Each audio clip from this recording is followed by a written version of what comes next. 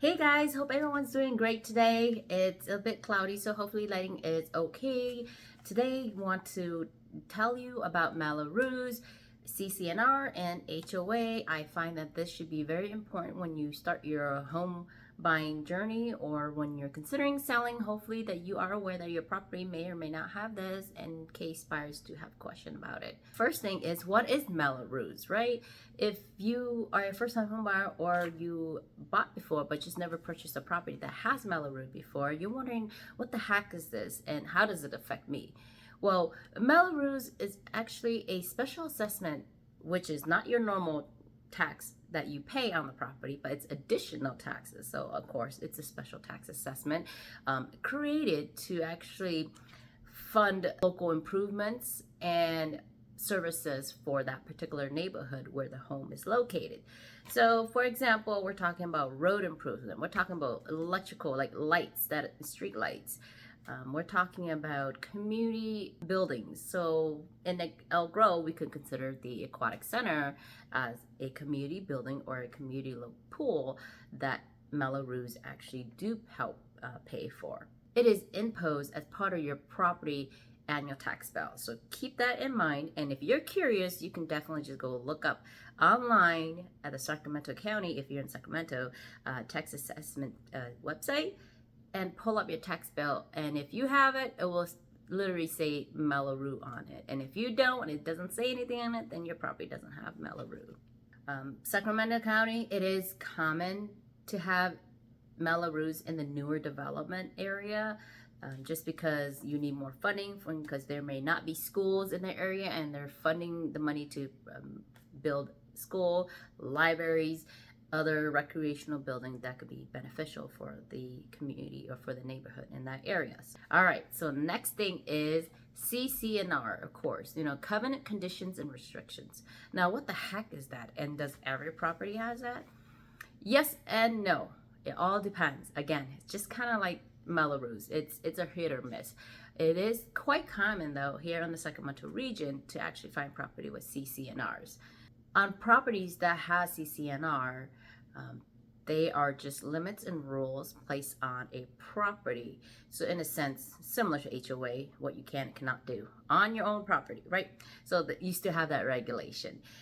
And if your property does have CC&R, it will be on your preliminary title report. So for buyers, you can always check the preliminary title report that is going to be sent from the title company or the title agent, and you have the option to check on there. That's the reason why reviewing those title reports are very important, because they have stuff in there that you should know about the property.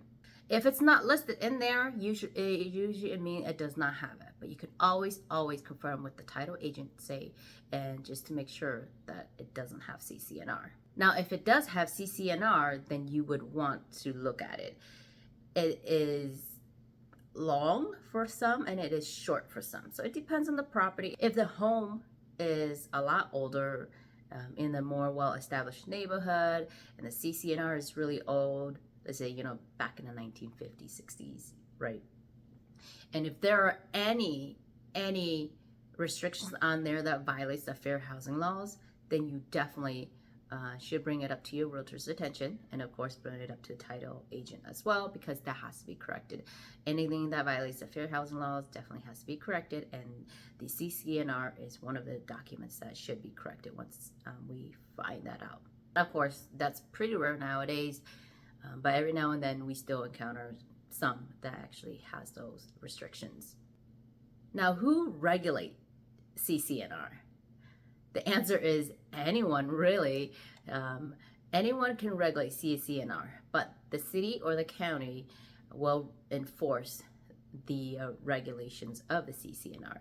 So, for example, your neighbor reports you for violating whatever is in your CC&R. Let's just say that you're not supposed to have an RV on your driveway for X amount of days, and you accidentally left the RV on your driveway for, say, 5 days, and you're supposed to only leave it for 3 days.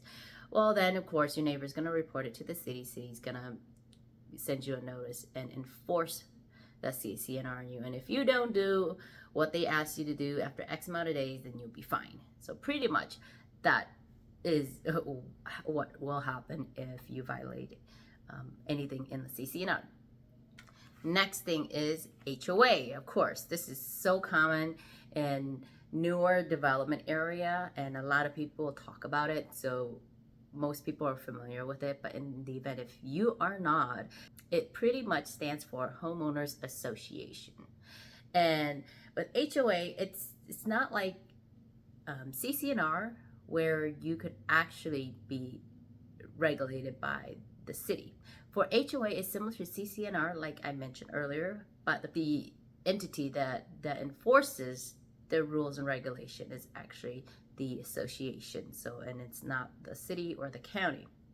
And remember, if you bought a home in a HOA community, then you are a member, and be sure to actually attend those meetings, because your voice matters and your voice can be heard. And the changes that you don't want, you have a say in it. So just make sure to always attend those meetings, because you are a member. Last thing here is, I want to make sure that you're aware of these 3 items when you're in the process of buying a home or selling a home. Especially for buyers, it's very, very important, because before you buy a home, you want to know what it comes with. And so with what it comes with, it may or may not benefit you, and it may or may not restrict you from your own personal freedom. And everyone is entitled to how they want to live in their life, how they want to live in their home, what they're restricted to. And so make sure you do your due diligence, do your research, and that you're okay with it. All these information are always available through your realtor or title agent. It depends on certain information that you're asking for. Make sure you reach out to them. If you don't have one, reach out to me. I will guide you the best that I can. And if I don't have the answer, I know I will have the resource to help you. So don't forget that. Okay guys, so I hope you guys enjoyed today's video. If you enjoy this information, want to learn more, definitely like and subscribe, and I will continue to push out more information for you guys, more content, and hopefully it will help those who are in need. You guys have a great day.